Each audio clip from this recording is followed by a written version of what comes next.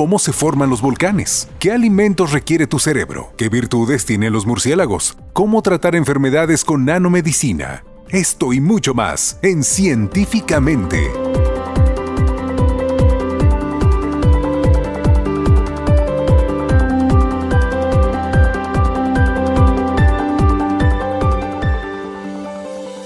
¿Qué tal? Soy Julieta Espinosa y les doy la bienvenida a la conversación de hoy.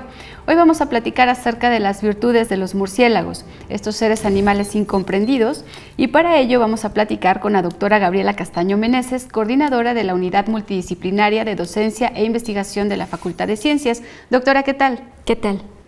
Y con el doctor Juan Viviano Morales Malacara, investigador de la Unidad Multidisciplinaria de Docencia e Investigador de la Facultad de Ciencias. Doctor. Mucho gusto.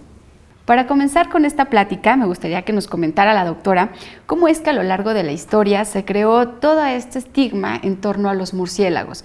¿Por qué los consideramos seres negativos, a veces ligados con la ciencia ficción, esta parte de los vampiros? ¿Cómo es que se generó toda esta idea en torno a ellos? Pues en realidad precisamente fue un poco por la cultura europea, ¿no? A partir de la novela de Drácula, de Bram Stoker. Porque en realidad en muchos mitos a lo largo de la historia, y si pensamos en los pueblos originales en México, estaban más ligados a cuestiones del inframundo, que eran un medio para poder entrar a sitios vedados, pero que estaban relacionados con, por ejemplo, el agua, ¿no? Con las cuevas muchas veces. Y en otras culturas pues también tenían más bien una relación positiva que negativa. Pero a partir de esto que realmente los popularizó, desafortunadamente fue más la parte negativa que se conoce de ellos, ¿no? Que se asocia con los vampiros, el mito de demoníaco y cosas así. El hecho de que tengamos en la idea general de que en este caso los murciélagos se alimentan de sangre, ¿qué tan cierto es? ¿Podemos generalizar que todos los murciélagos se alimentan de sangre, doctor? Para nada, solamente el 0.002% de la diversidad total de los murciélagos son los que comen sangre. Son 3 especies que están en América, ni siquiera están en Europa, y la mayor proporción son 1.453 especies de murciélagos en todo el mundo, y solamente, reitero, el 0.002% son los que comen sangre. Ok, bueno, aclarado esta cuestión, podemos observar que bueno, no habría por qué temerles a los murciélagos en torno a que nos fueran a chupar la sangre. ¿Cómo es que a lo largo de la historia, ahora bien de la biología, es que ha luchado la ciencia por tratar de rescatar el verdadero valor de los murciélagos, el valor biológico, ecológico de los mismos? Pues bueno, en realidad los servicios que prestan los murciélagos son innumerables, ¿no? Simplemente como polinizadores. No podríamos tener tequila, ¿no? Ni mezcal si no hubiera murciélagos, ¿no? Entonces hay muchas plantas que que tienen asociaciones mutualistas, es decir, muy estrechas con distintos grupos, en particular con murciélagos que son los que lo polinizan, ¿no? Hay programas que a lo largo de todo el mundo precisamente tratan de proteger a los murciélagos porque, pues sí, desafortunadamente también son vectores de algunas enfermedades como la rabia, pero la parte, como en todo, ¿no? A veces lo malo se sabe más y se publicita más que lo bueno, ¿no? En sistemas, por ejemplo, como las cuevas, que hay poca energía, pues muchas veces las cadenas tróficas están sustentadas por los murciélagos, por el guano de los murciélagos, ¿no? Entonces, si no hubiera los murciélagos, por ejemplo, pues simplemente no podríamos tener la diversidad que hay en cavernas, porque buena parte de la energía, de los nutrientes que obtienen los organismos que ahí viven, pues es a través de la salida que hacen los murciélagos, lo que se alimentan, ya sean de insectos, de frutas, de polen, de peces, de otros grupos, y bueno, después dejan sus depositaciones en la misma cueva y eso sirve de alimento y de nutrientes. La doctora Gaby Castaño hace referencia a la importancia que tienen los murciélagos en estos sistemas de cavernas, pero la mala información o esta serie de mitos que a lo largo de la historia se han dado, ¿han llevado a la acción a las poblaciones en detrimento de los murciélagos mismos en estos ecosistemas? Sí, por desgracia, mucha gente con los mitos estos de que los murciélagos son seres demoníacos, etcétera, y todo. Y nosotros que hemos tenido la oportunidad de viajar en el país a muchas cavernas, en algunos casos, algunas personas, digamos que les tienen ese un poquito de pavor. Hemos encontrado algunas cuevas inclusive con rastros de que entraron con antorchas a quemarlos. Y eso es nefasto, o sea, porque en realidad, como mencionó la doctora Gaby, son organismos muy benéficos para poder continuar una cadena digamos, ecológica en las cuevas, pero a su vez, como mencionó, una de las mayores proporciones de los murciélagos a nivel mundial son los insectívoros. De los insectívoros son aproximadamente 1000 especies de esa diversidad total que comen insectos y, por ejemplo, en la Cueva de la Boca, en Monterrey, ahí cerca de Monterrey, hay una población de como 2 millones de murciélagos habitando ahí y en una sola noche pueden comer toneladas de insectos. Entonces, en realidad están ayudando a controlar plagas, por ejemplo, mosquitos, palomillas o plagas agrícolas. Entonces, el beneficio es muchísimo de estos pequeños animales voladores. ¿Qué tan cercanos son los murciélagos a la población urbana? Casi siempre los encerramos en las cavernas y no nos damos cuenta que a lo mejor por aquí hay alguno que otro. Sí, pues bueno, en realidad es cierto, ¿no? Casi siempre los asociamos con cavernas, pero en particular en México, de las 318 especies que hay, más o menos, un poco más de 300 especies, solo la mitad vive en cuevas, ¿no? En otros países, como en Puerto Rico o en otras zonas, en Cuba, sí están más asociados, la mayoría de las especies viven en cuevas, pero aquí en nuestro país en realidad están asociados a otros ambientes, ¿no? Como pueden ser iglesias, ¿no? El mismo árboles, inclusive, y pueden estar asociados a otros abrigos, no tanto a cuevas. Y es muy común por ejemplo, aquí en Querétaro, aquí en nuestro campus, en Juriquilla, pues a veces en la noche se escuchan, ¿no? En las zonas donde hay iglesias también generalmente puede haber ahí murciélagos. Entonces, pues sí están también ligados un poquito a zonas urbanas. Actualmente, pues también por el crecimiento urbano, pues tampoco encuentran muchos alimentos, ¿no? de los insectos, como mencionaba el doctor Juan. Y esto ha reducido y entonces tienen que buscar otros sitios, ¿no? Y eso pues afecta a las poblaciones locales y puede afectar también a muchas especies que están en peligro o en algún grado de vulnerabilidad. Continuando con la conversación, me gustaría preguntarle al doctor Juan Morales, ¿cuáles son estas aportaciones adicionales que tienen los murciélagos para los ecosistemas? Y que nos hiciera una pequeña descripción de qué es un murciélago. Bueno, las aportaciones, bueno, ya se ha mencionado mucho, el beneficio de la polinización, por ejemplo, los frugívoros, pues comen frutas y al volar, ir comiendo o también en el proceso de digestión, una de dos, o no se comen la fruta completa y entonces parte de la semilla cae también al suelo o a través de su tracto digestivo pasan también semillas y eso también mejora, digamos, la viabilidad de las semillas y entonces pueden esparcir las semillas de los árboles naturales para poder regenerar bosques, por ejemplo. En cuanto a qué son los murciélagos, pues son relativamente cercanos evolutivamente a nosotros. Si viéramos un esqueleto humano y un esqueleto de un murciélago, somos muy parecidos. Tiene cabeza, tronco y extremidades. Y las extremidades, lo único que pasa es el alargamiento de las falanges de los murciélagos va a constituir el ala de los murciélagos. De ahí su nombre científico. Quiróptera. Quiros quiere decir mano y pteros ala, entonces son manos aladas. Lo que hacen ellos es, para volar, abren sus falanges y entonces tienen sus membranas alares y con eso pueden volar. Muy bien, doctor. Doctora Gaby Castaño, ahora estamos viviendo pues todavía un tiempo de pandemia y justamente fueron uno de los principales protagonistas los murciélagos. Y a nivel internacional, bueno, en las noticias escuchábamos que bueno, era un vector justamente de varios tipos de coronavirus y en específico, bueno, del SARS-CoV-2, pues también le echaron un poco la culpa a los murciélagos. ¿Qué sucedió ahora sí que con el pensamiento colectivo en torno a los murciélagos al culpabilizar a estos animales de la pandemia? Pues sí, en realidad, pues como seres humanos, pues siempre buscamos echarle la culpa a alguien más, ¿no? Porque, bueno, esto no es nuevo, ¿no? O sea, de hecho, es común a veces, o bueno, no es tan común, pero no es raro, biológicamente, que a veces un parásito de alguna especie pase a un nuevo hospedero por alguna razón, que puede ser por una mutación o porque precisamente su hospedero original ya no está tan disponible y puede evolucionar, ¿no? Puede cambiar y tiene esta flexibilidad. Pero, pues bueno, en realidad no, la culpa es nuestra, ¿no? O sea, primero hemos modificado el hábitat de muchos organismos, estamos reduciendo las áreas donde pueden estar.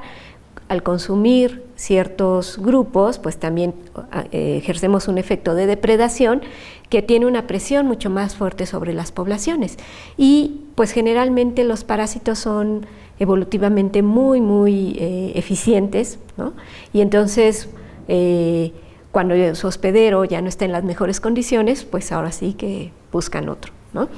Y esto, pues bueno, al final realmente la responsabilidad y la culpa es nuestra.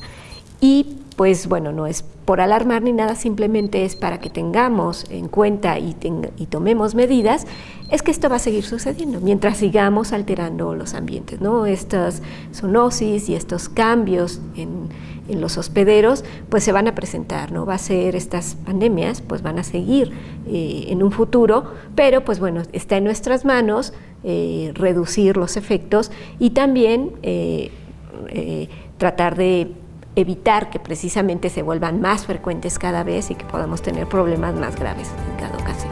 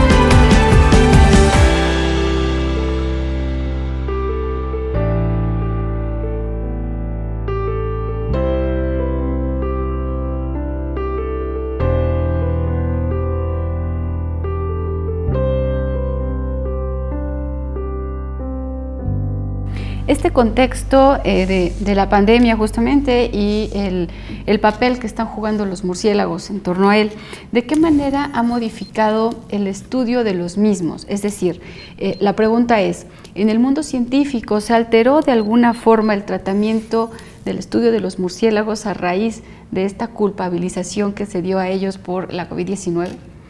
En parte sí. Cuando empieza, digamos, el SARS-CoV-2 a brincar de fauna silvestre a humano, que fue en Asia, y sí, es factible que haya sido en algunos murciélagos o también en pangolín.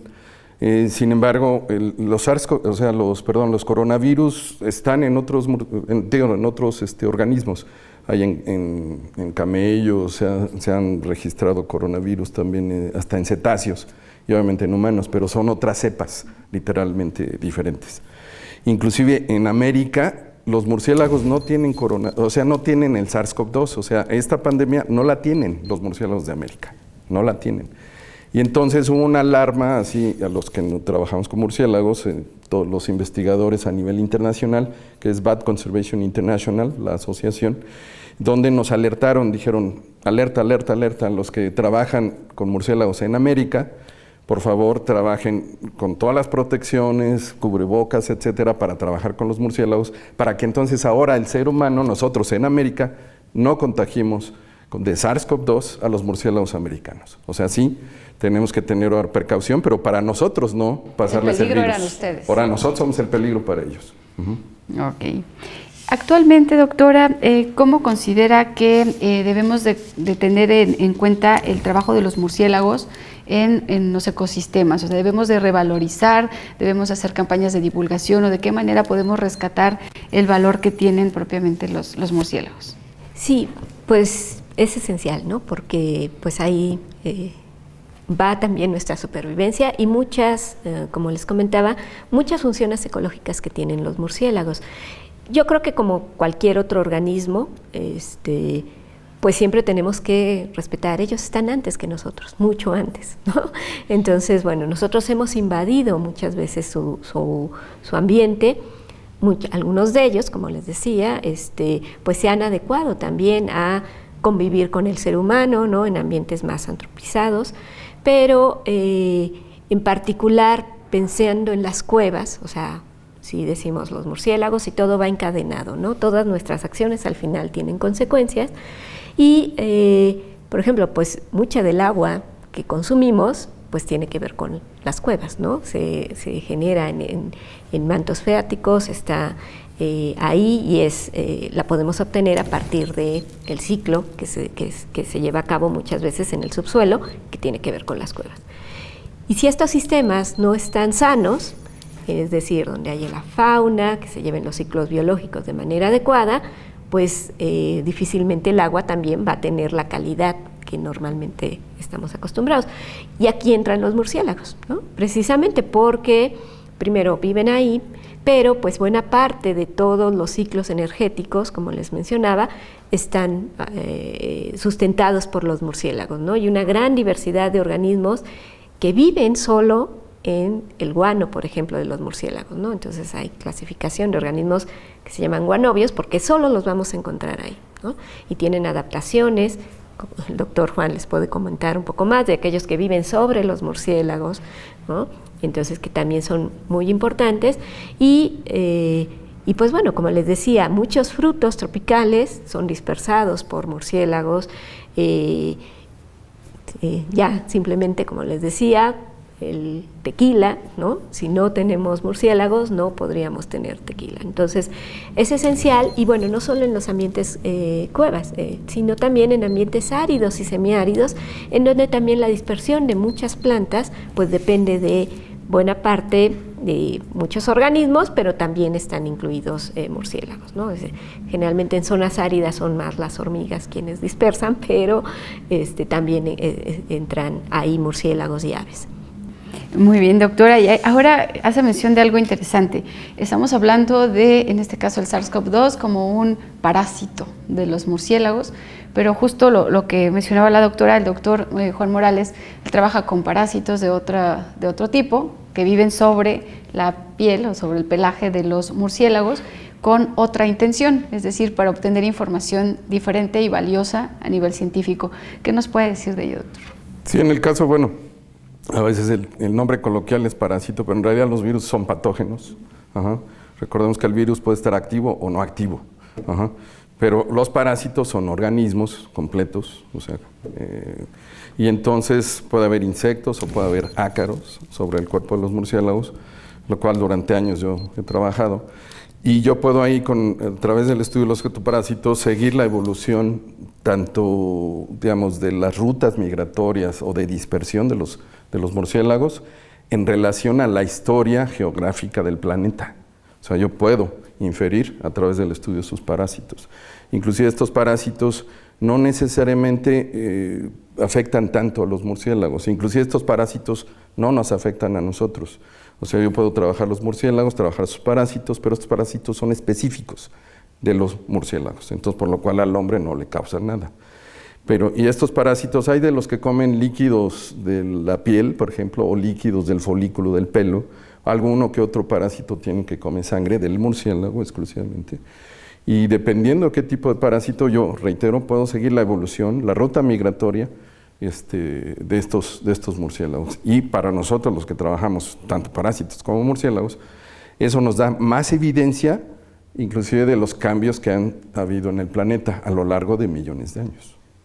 Platicando acerca de las virtudes de los murciélagos, ya veíamos que está esta parte de los ecosistemas, también esta parte que tiene que ver con la polinización. La doctora nos hablaba incluso de la existencia del tequila y del mezcal. ¿Qué sucedería si los murciélagos desaparecieran? Desaparecieran de la Tierra, y a lo mejor hacer un poco aquí esta similitud con las abejas, que nos dicen que si desaparecen las abejas en una semana dejamos de existir. ¿Qué pasaría si desapareciéramos a todos los murciélagos del mundo? Pues bueno, también a lo mejor nos tardaríamos un poquito más, pero sí tendríamos problemas graves, porque pues simplemente con la gran cantidad de insectos que hay, y si ya no están sus controladores, pues nuestros cultivos se acabarían muy rápidamente, ¿no? Perderíamos muchísimo, ¿no? Bueno, de hecho, pues ya con eso simplemente no tendríamos que comer.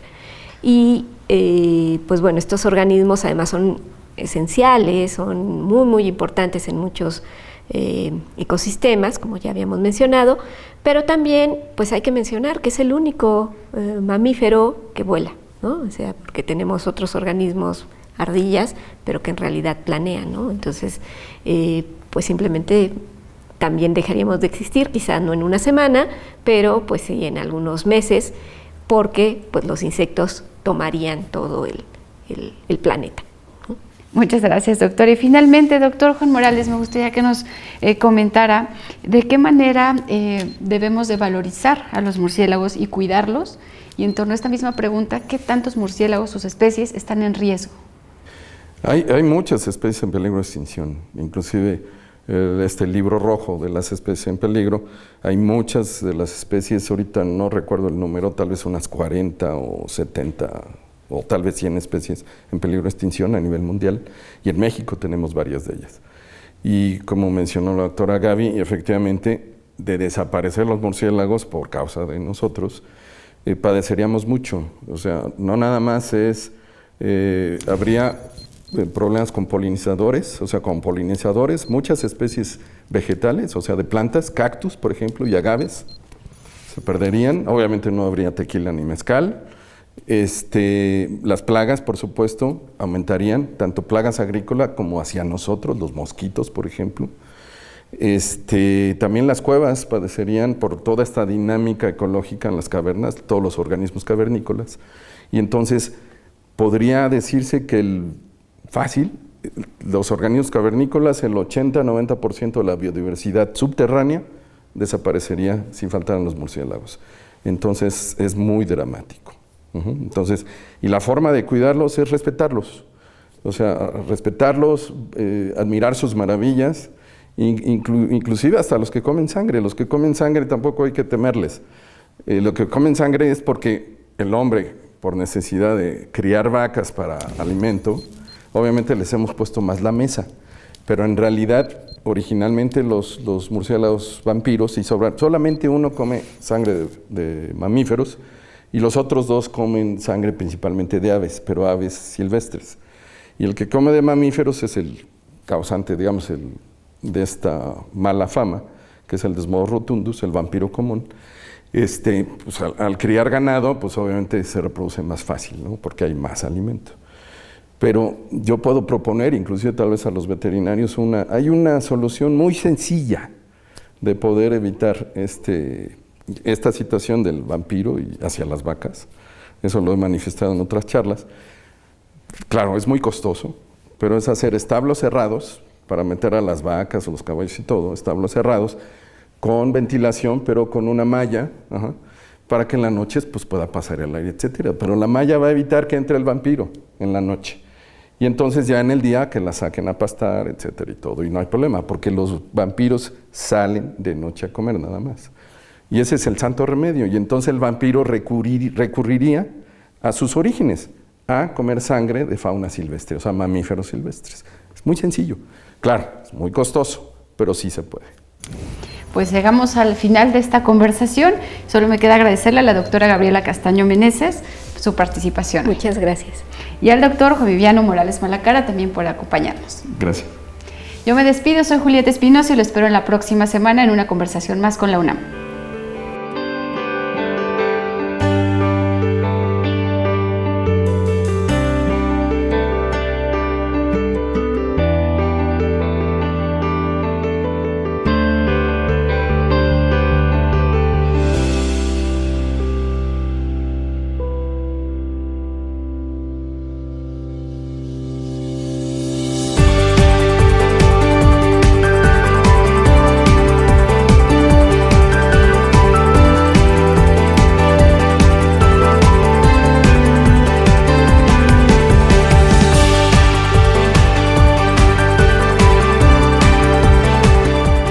Científicamente.